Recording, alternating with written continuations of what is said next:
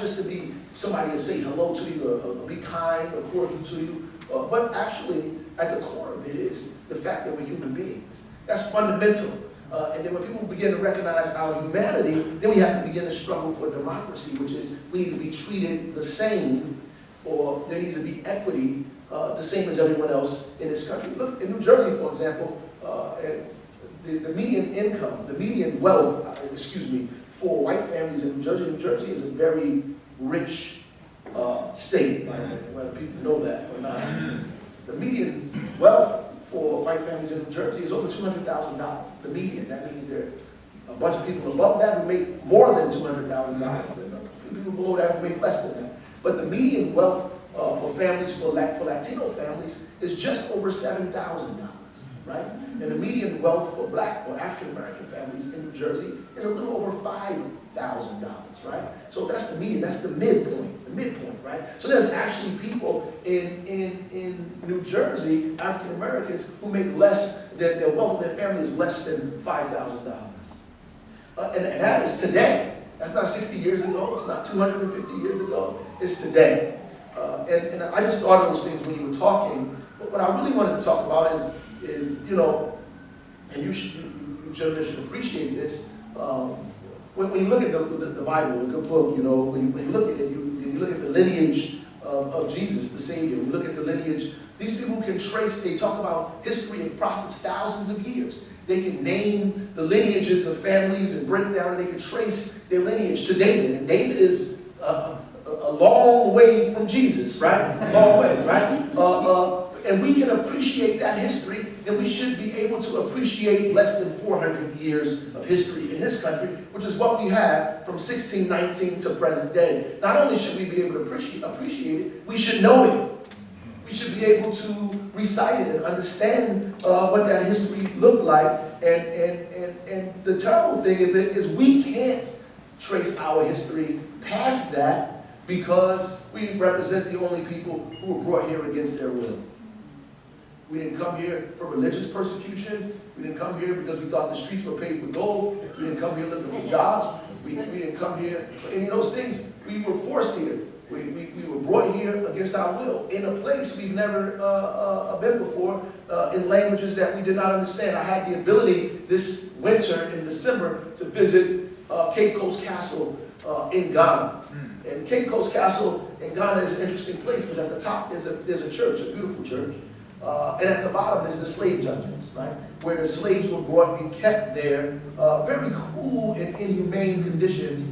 And if I told you about these conditions now, it would horrify you. And I was able to see that and go to the door of no return. And they call it the door of no return because when you leave out the door, you don't come back. You either get on a boat and make your way across what they call then the Middle Passage. About 3 months to get to then Brazil, Dominican Republic, Puerto Rico, Virginia, Mississippi, Alabama, North Carolina, South Carolina, those places. Or if you were sick, they threw you into the ocean to the sharks, right? And so they kept blood there so sharks could stay around. That way they dispose, because if you're sick, you get everybody else sick, right? If you get everybody else sick, this is a financial transaction we're talking about here, right? And so you lose money, and so you have to get rid of these people on the way over, to the new world, to them, right? And so, and when you get here, we got into a system which was called the peculiar institution, right? It's peculiar to them, it was horrible to us. An institution of slavery in this country. So my father used to say, we've been slaves in this country longer than we've been free. So the slavery episode, and people always say, oh, it happened so many years ago, forget about it, which is a very horrible thing to say. But, you know, we've been through this process here, and then, after the Civil War, we're let go. So I don't necessarily say free, we were let go, right? When I say let go, it was on your own then, right? After 255 some odd years of slavery, right, or more, we were let go. We were promised 40 acres and a mule and never received it, but we were left on our own. And so many slaves wound up staying in the South, in a crop lien system, in a system of the kind of planter system that still exists, the sharecropping exists, that began to turn into what we begin to know today as the prison industrial complex. So we began to stay there until we began to migrate up to these places. Began to migrate. Why? Because we thought that freedom was in the north, and more importantly, that we're going to be treated with dignity, and we had an opportunity to make money, to take care of our families, to do the things that we thought we should be able to do. And in some instances, better than the South, we still ran into the kind of difficulties that exist there. Belleville's history is much more progressive than New Jersey's history. Belleville has a kind of contradictory history than the state of New Jersey, actually. The state of New Jersey itself was a proponent of slavery.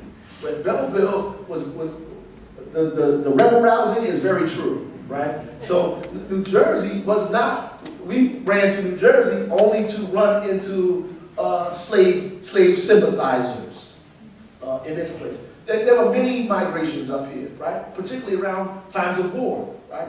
My family came up here, in the 40s. My family made their way up here during that time, 30s and the 40s. They came, after the war.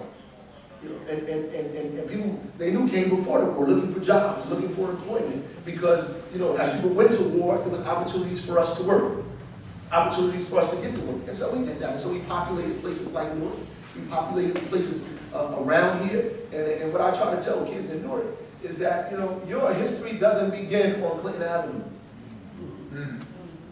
and they don't know. We say that, they don't know that history goes to Mississippi or Alabama, or even before that, Jamaica, Haiti, Dominican Republic, Brazil. In fact, there are more Africans in Brazil than any other place in the world besides Africa. Right? And because Africans were taken to Brazil, were taken to these places first. So even in our struggles with one another, we understand our relationship.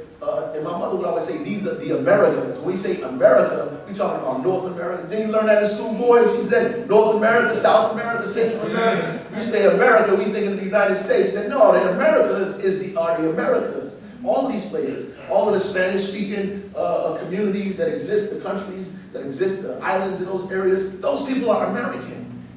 Right? That's what history has taught us. These people are Americans. Right? It's only when you get here that we make these distinctions or create these divisions between people, right?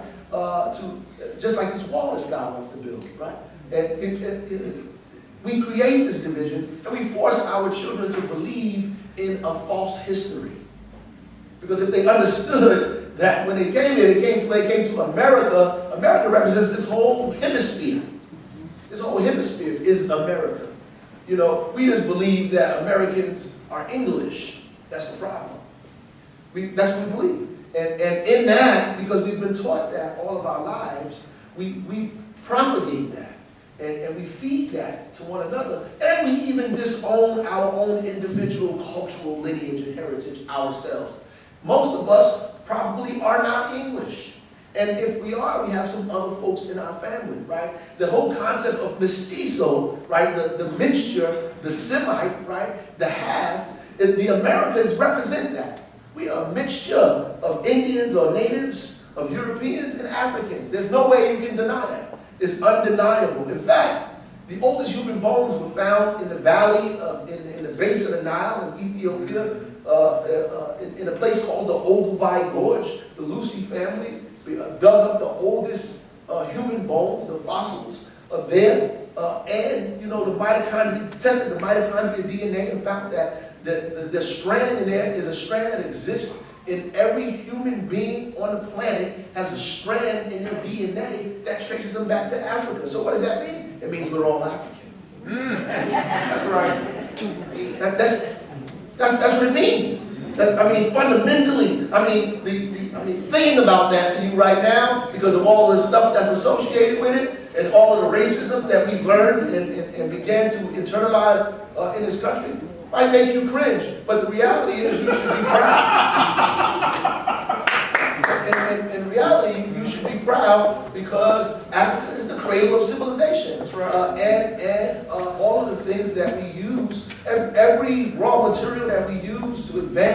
civilization was born out on the continent of Africa. And every migratory or demographic in the world, or migratory pattern that you see in every demographic in the world had its origin on the continent of Africa. And that's, I'm not trying to curse you out by saying that. I'm just telling you, listen, I had to read a few things to get this, right? So, I mean, historically, these are facts. I mean, these are real, there's an opportunity for you to begin to read and understand what has happened here and how, ultimately, this country is still paying for their mistreatment of their mothers.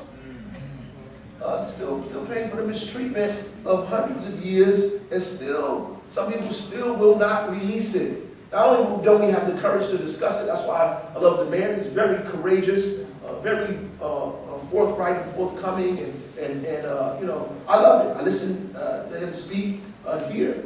It made me proud to be a friend of his.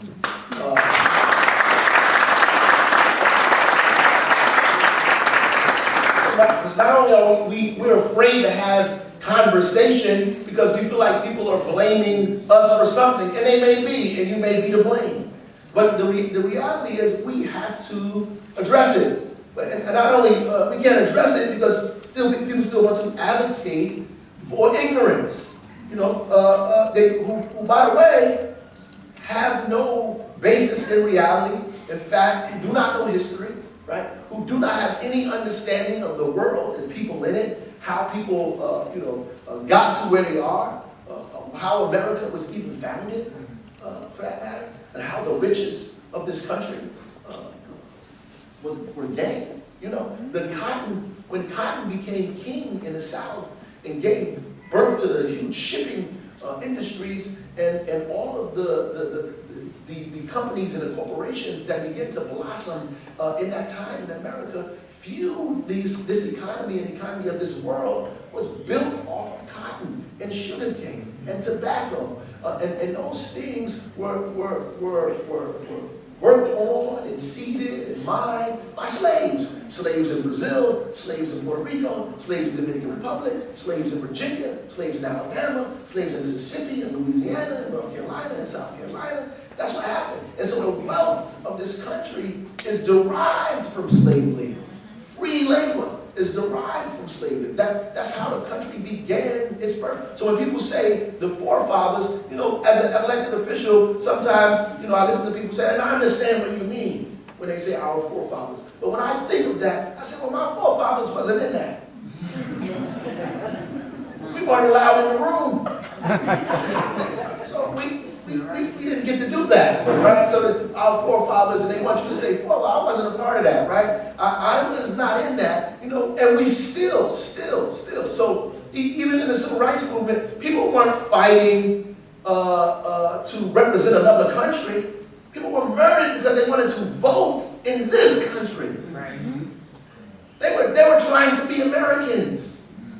They were killed for trying to be Americans. It's the story of a woman, Viola Luiso, a white woman up north who watched TV, who saw all of the things going on in the South, who got immediately inspired by what was happening, got on the first thing smoking, went down south and participated in the civil rights movement, was killed on her way leaving there.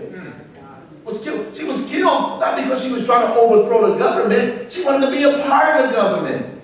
And that's what people have to understand. They say, oh, these people were terrorists or trying to, no, they weren't trying to overthrow the government, they were trying to vote.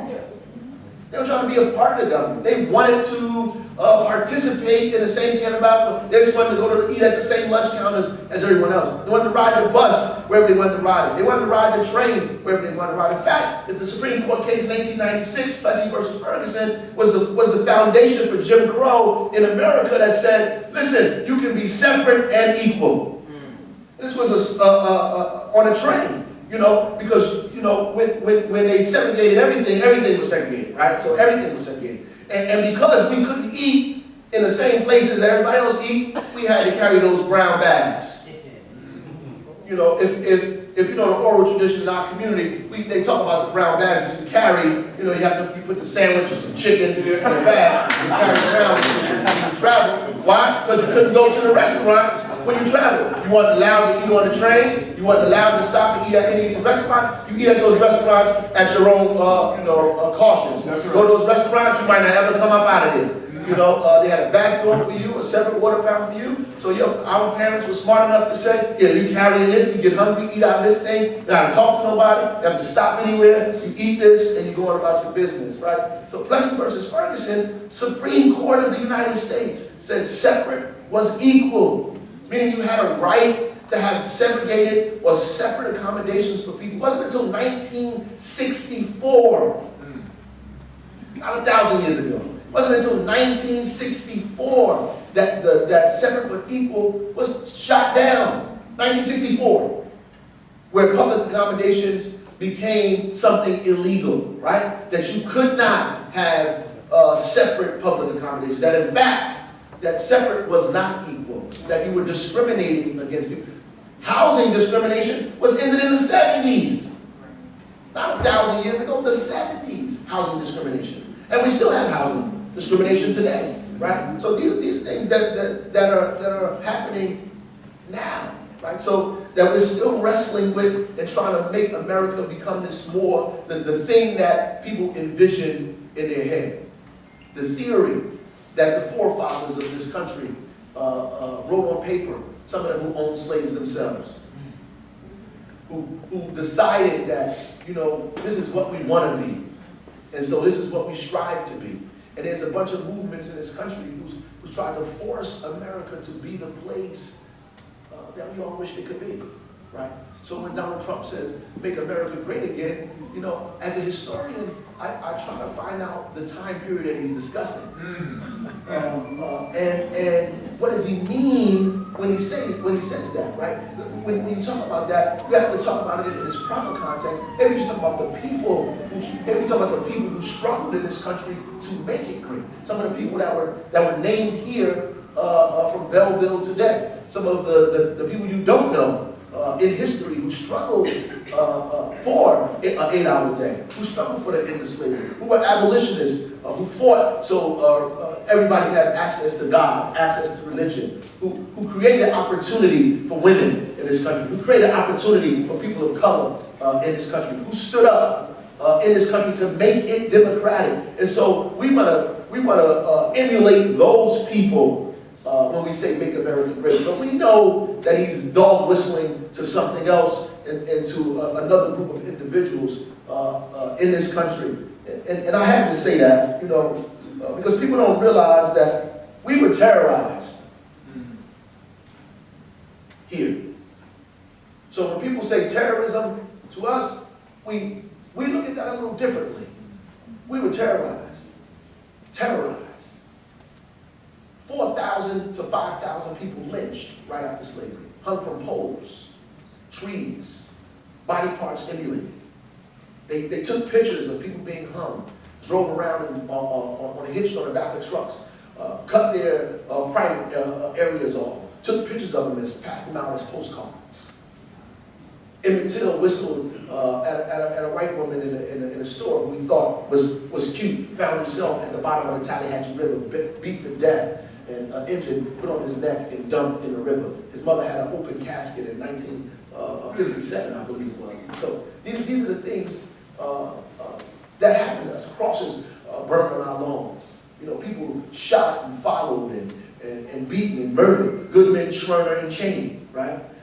So they didn't discriminate who they murdered. If you was a friend to civil rights, a friend to progress, to movement, you will become a victim of their murder as well. And that is what Black History Month is about for us, right? To begin to talk about those things, but also, not just on that side, but also as an opportunity for us to identify how beautiful we are. To talk about the art, the culture, the language, the music, the people, the motion in history, the scientists, the doctors, the Tuskegee Airmen who fought in World War II to end fascism and Nazism only to come back home to Jim Crow, who lost their lives in these places, to come back only to Jim Crow. It's our opportunity to praise people who had so much dignity and integrity to go participate in a war for a country when they came back that democracy wasn't offered to them, when they fought for democracy for other people thousands of miles away from them. Give us an opportunity to talk about people like Charles Drew and George Washington Carver and Dr. Daniel L. Williams and all of these scientists who did things from blood plasma, to inventing all the traffic like Garrett Morgan, or doing things with the peanut like George Washington Carver did, and making revolutionary concepts about planting and growing and farming. All these folks.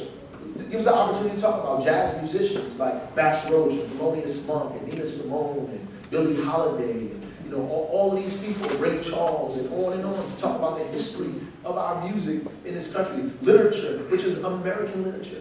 It is American music, right? But I learned that at a very young age. I get to talk about Maya Angelou, Langston Hughes, County Cullen, Paul Laurence Dunbar, James Weldon Johnson, all of these folks who added to the culture and the history of this country, because our history is American history.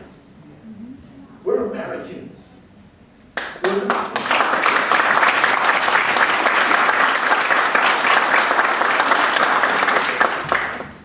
And that's why we need to talk about it and discuss it and understand it, because when we talk about our history, it talks about these things that we find. You read Frederick Douglass, one of the most brilliant orators of his time in the middle of slavery. Frederick Douglass was an escaped slave who was able to be at the foot of Abraham Lincoln when he was signing the Emancipation Proclamation. He was there present at that time. One of the foremost orators of that time.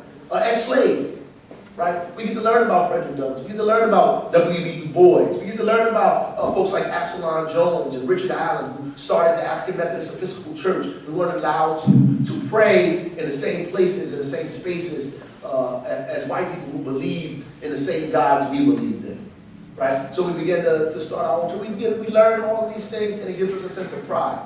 And not only is that important, because not only is the education doing a disservice to us, it's doing a disservice to you. It does a disservice to all Americans, right? When we're not able to see ourselves in history, then history becomes less interesting to us. If I took a picture of this room, the first person you look for in the picture is yourself. And then people you know. If you don't see yourself in the picture gets less interesting. If you don't see people you know in the picture, it gets even less interesting, right? If everybody is a stranger, you might put the picture down.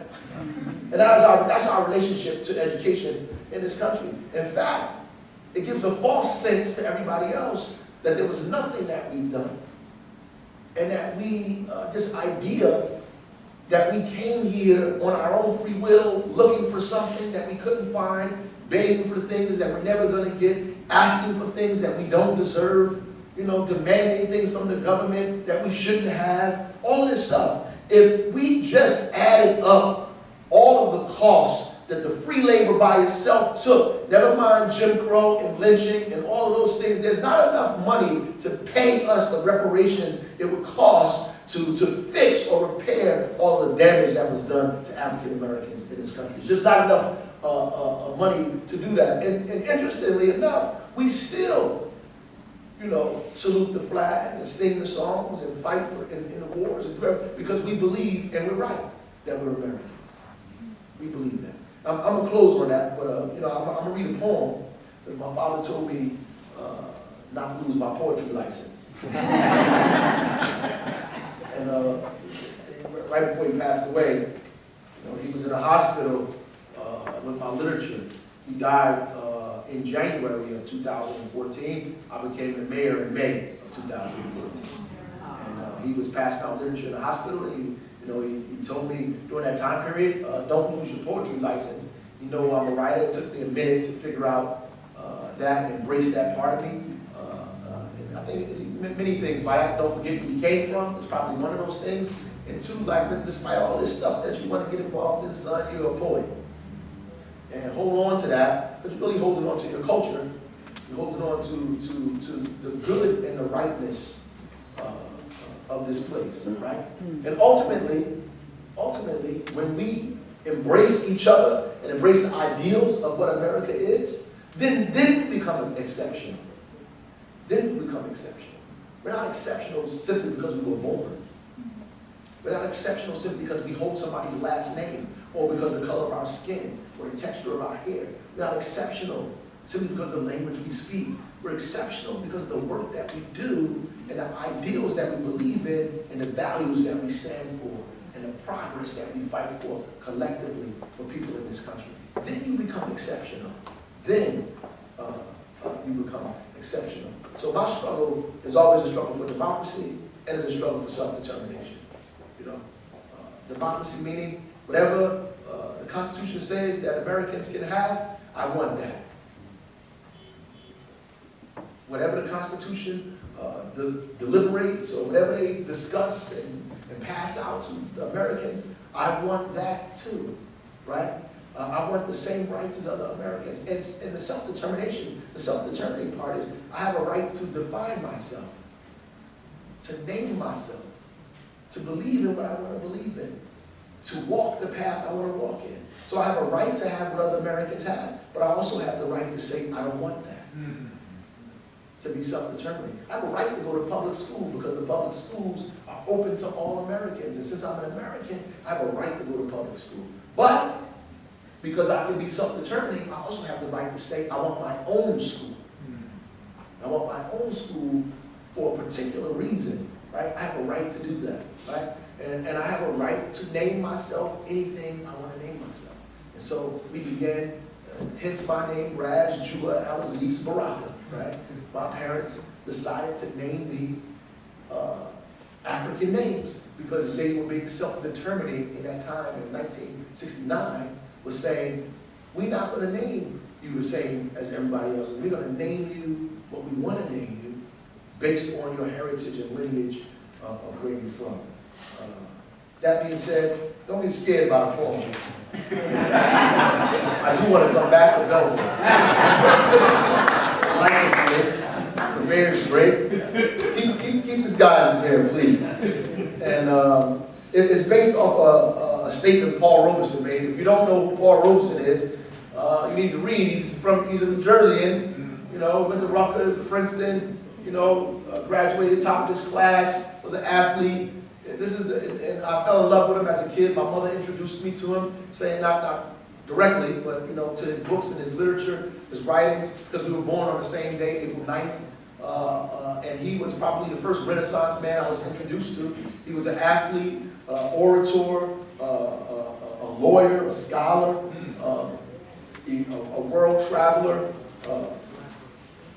Paul Robeson School or building in New Jersey and Rutgers. It took them a while because they didn't even recognize Paul Robeson in their history for a while. He has a quote that says, "The power of our demands lies in the fact that what we ask for is right." That's what he said. So, and this poem is called What We Want. We want to love ourselves freely, unfettered images of our grandmothers and our dreams. We want to praise our own God, and we want to see his reflection in our children's smiles. We want to draw on blue like jazz with long dreads and thick lips. We want music every day, and especially on Sunday. We want dancing to be a prerequisite for success. We want the blues, jazz, funk, rock, soul, hip-hop, R&B, and the wealth created from it to be our baby's inheritance. And we want it taught in elementary schools all over the world. We want to speak for ourselves. We don't want no handouts. We never wanted handouts. We just want everything we created, and everything that was created as a result of what we created, and we want it with interest. Yeah, we want it with interest. We need a guaranteed income for all, education like fresh air and food and water and shelter, and be free from sickness and disease. We need long life and to collectively oppose death and stagnation. We need ideas and imagination. We should be against hoods, the cheap white ones and the ones that take and keep taking from the meek and often defenseless, even the glorified trap. Yeah, we against the trap too. We need our skies free from poison to be able to breathe in sunshine and feel the wind on our faces. We need an end to war and oppression. We We need the people to own their own labor. We need every corner of every country developed and every community empowered. We need it all turned right side up. We need the raw materials from the earth used to end poverty anywhere it exists. And we need the calluses on our hands and the pains in our lower back to be added to our savings. We need healthcare to be free. We need information to be free, and ideas to be free, and the news to be free, and learning to be free, and the people to be free. Yeah, the people, they got to be free too. We need an end to slavery in all of its forms, an end to exploitation, and we need all the money and all the banks in every part of the world to be used for our collective benefit. We need to outlaw lies. Yeah, we need to outlaw lies and teach the people's history in all languages from the viewpoint of all of us, not just a few of us. We need to allow everyone to vote. And everyone to be represented, no matter where they are, as soon as they are of age, to dismantle the electoral college and make racism and white supremacy illegal. We need to ban the Confederate flag and label every monument to genocide with a red letter, or just plain tear them down and replace them with statues of black and brown and white women that carried us through the darkest moments of history. We need to destroy all nuclear weapons, but first start with automatic rifles and handguns. We need to replace the war on drugs with the war on ignorance. We need to destroy the pipeline of cages and use the savings to develop the human spirit, to treat illness, social, mental, and physical. We need freedom. Yeah, we need freedom, not just the Bill of Rights, but the rights to build our own lives, to be free from destituteness and hatred and hungry children, free from sickness with cures and underdevelopment and cold winter nights with no heat, free from losing our land, our block, our community, our homes, free from choking to death in our own backyards and schools that undermine our self-esteem, free from praising those that lynched us. Yeah, we need to be free from praising those that lynched us, and free to pray in any language we want to and to anyone we choose to. Free to be free how we define it. Free to be free how we define it, and free not to live with nothing, and free enough to know that the world is made up of all of us, not just some of us, that only when all of us are free, none of us will ever be. And that our collective existence is tied directly to our individual existence, a coexistence, yeah, a one big we, yeah, one big we, one big gigantic, outrageous we, yeah. This is what we want and what we need, what we want and what we need, what we want, need and want, need, want, need, want, need at this very moment in the right now, and the right now, and the now, and the forever, and the forever, and the now, and the now, and the forever, and the forever, and the now. Yeah, this is what we want, and what we need, yeah, like the sunshine kissing our faces.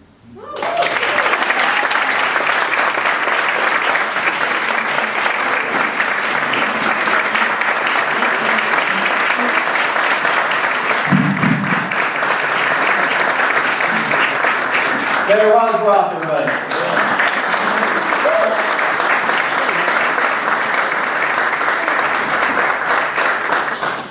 So the mayor said to me before we were in the room, he said, so, what do you want me to do? How far are we going to go? And I said, Mayor, this is a library, this is a cultural institution, and if you don't make us a little bit uncomfortable, you're not doing your job. He did his job. Thank you, Mayor.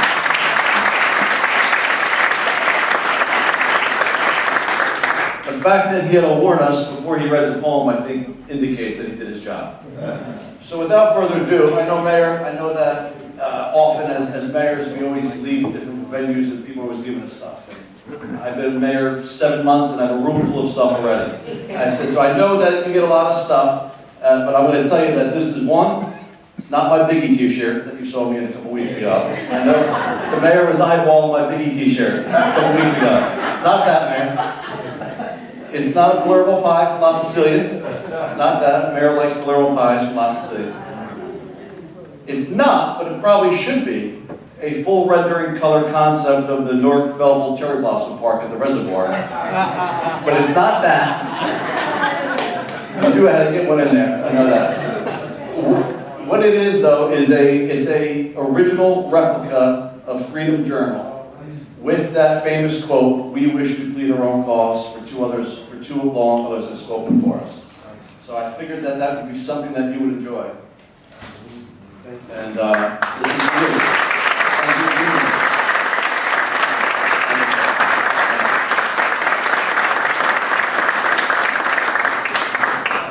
We're going to bring up now Reverend Tolbert, for a benediction.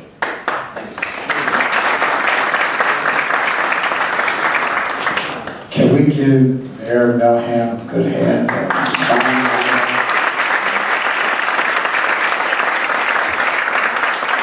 Of course, we must acknowledge our esteemed, renowned, profound Mayor, Ras Baraka.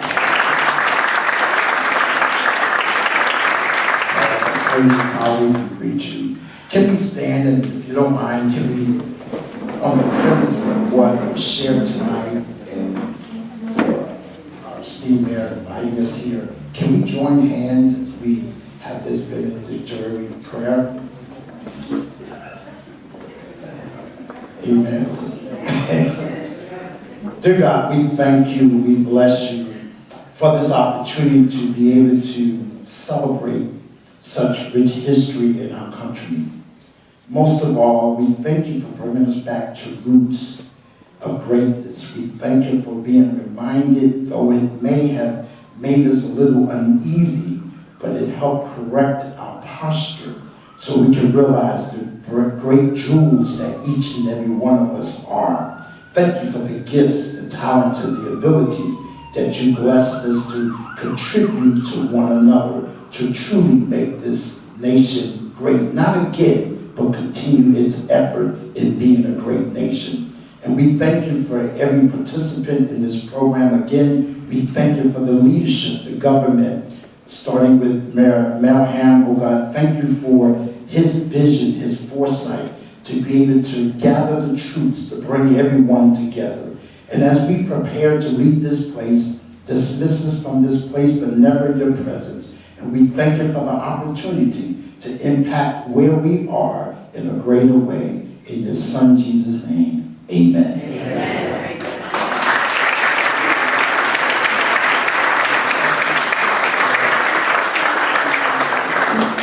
Thank you, everybody. This concludes our program. Feel free to stick around and mingle. We have some art in the other rooms. And again, I thank all of our distinguished guests for being here today.